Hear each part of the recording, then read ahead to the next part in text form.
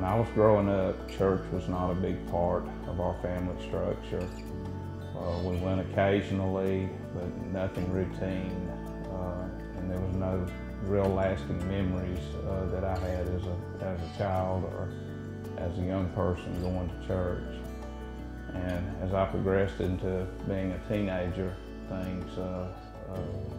had an empty void in my life that I was trying to fill. And at that time, I turned to using drugs and drinking.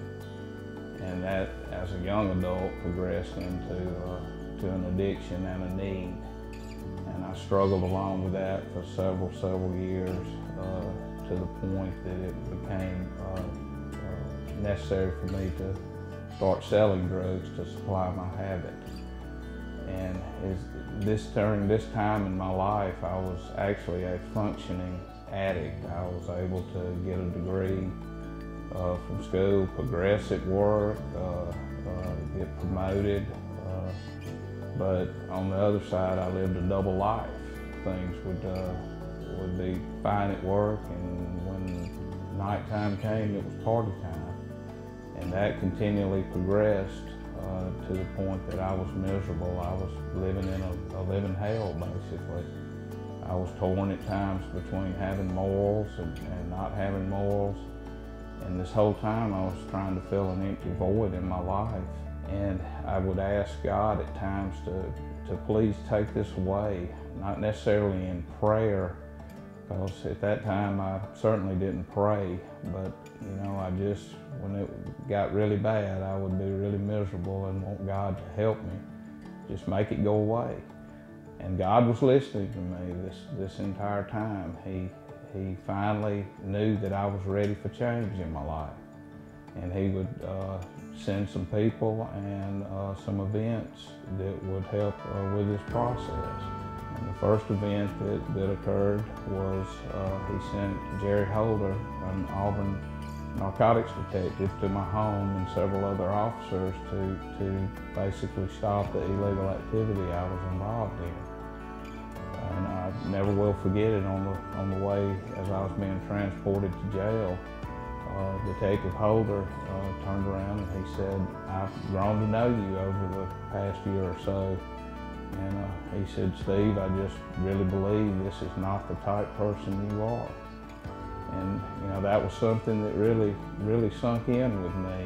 And this was the first time that I could really see that God's grace, He was present. It was just a very slow process, but God was working in my life from this point on.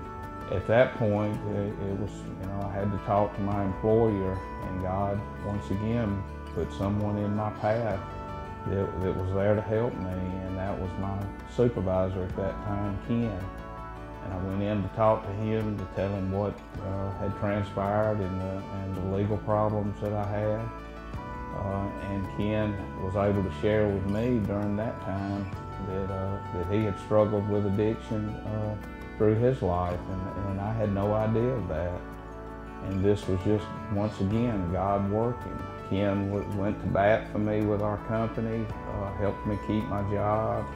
I was able to enter a drug rehab, and things were starting to look up. But at this time, I'm still not ready to commit, to turning my life over to God.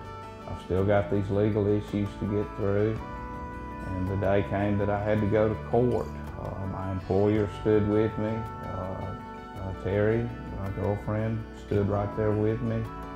And by the grace of God, I was given a very strict probation that I had to abide by. And my life is slowly but surely looking so much better, bit by bit. And I'm really starting to feel God's love and God's grace on me. And then on February the 20th, 1998 was when things would really change.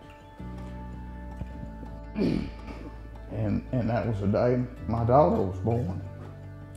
The first time I held my daughter, I knew that there was something way greater than me, that I was really ready to turn things over, because I had already proven what I could do if I was left in charge of my life. and I just made a shipwreck out of it. And you know, God had given me this beautiful child, and I'm ready to commit. And I started attending church and was baptized. I had not been baptized. I was able to attend the Walk to Emmaus, men's walk number 50. And I spent 72 hours with other men who had struggled, same as I had walked the same path that I had walked. And it was just amazing what God was able to do during those 72 hours in my life. I was able to leave some burden, some resentment, and just things, just garbage that I had in my life.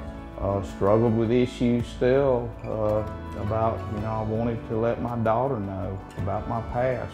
I didn't want her to hear this, you know, from other people. It's my responsibility to tell her.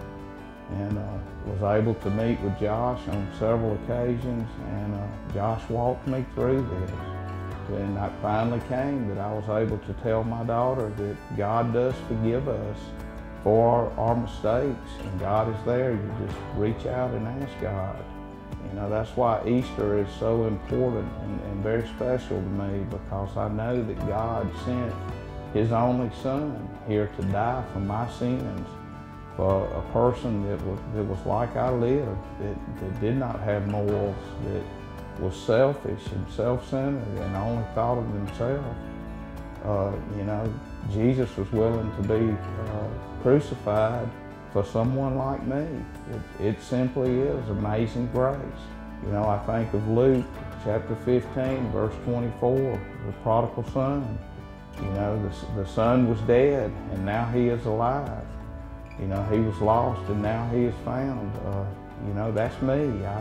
I was dead during this season of addiction, and by God's grace and God's love for me, I am a different person, and I am able to contribute to my family's Christianity and help the church. And this is what God's intention for me was, and I am so thankful that I am reborn again.